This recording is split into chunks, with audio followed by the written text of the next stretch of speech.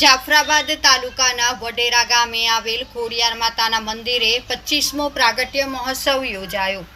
વડેરાના સ્વયંભૂ પ્રગટ થયેલ ખોડિયાર માતાજીનું મંદિર આવેલું છે। વડેરા ગામ નજીક આવેલ રામજીભાઈ મિસ્ત્રીની વાડીમાં આજથી 25 વર્ષ પહેલા કૂવો ગાળવામાં આવી રહ્યો હતો। તે દરમિયાન ખોડિયાર માતાજીની મૂર્તિ ગાળવામાં દેખાઈ હતી, પરંતુ રામજીભાઈ મિસ્ત્રીએ પૂરી મહેનતથી આ મૂર્તિને બહાર કાઢવા માટેના પ્રયત્નો કરેલ હતા, પરંતુ મૂર્તિ બહાર આવેલ નહીં। જ્યારે તેમના પુત્ર શૈલેષભાઈ દ્વારા મૂર્તિને હાથ અડાડતા જ મૂર્તિ આપોઆપ બહાર આવી ગઈ હતી અને જે જગ્યાએ કૂવો ગાળતા હતા તે કામ બંધ કરીને ત્યાં મંદિર બનાવી ખોડિયાર માતાજીની સ્થાપના કરવામાં આવી।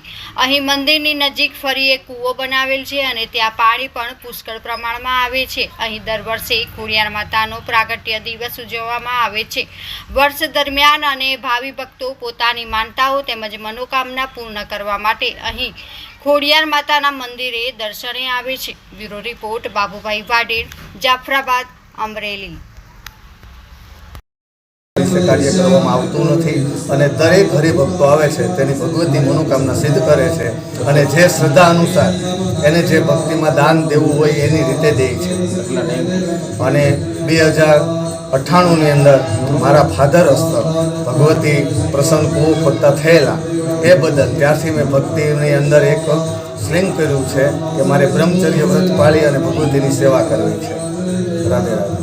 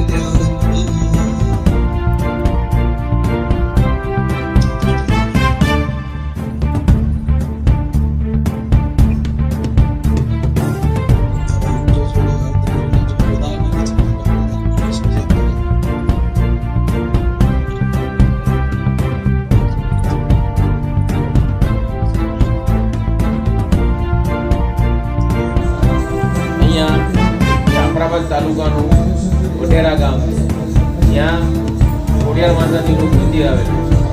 એ ખોડિયાર માતાજીની મંદિર 25 વર્ષ પહેલાંનું છે, પણ એવું કહેવામાં આવે છે કે રામજીભાઈ મિસ્ત્રી અને તેમના સન શૈલેષભાઈ કે બંને સાથે કૂવો ખોદી રહ્યા હતા અને કૂવો ખોદતા એની અંદરથી એક મૂર્તિ જેવું અમને દેખાણું, પણ રામજીભાઈએ કીધું કે આ મૂર્તિને ખેંચીને બહાર કાઢીએ, પણ મૂર્તિ ખેંચાણી નહીં।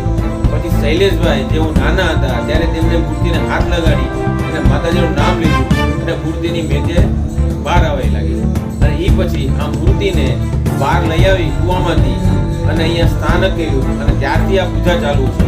આજથી 25 વર્ષથી માણસો અહીંયા દર્શન કરવા આવે છે।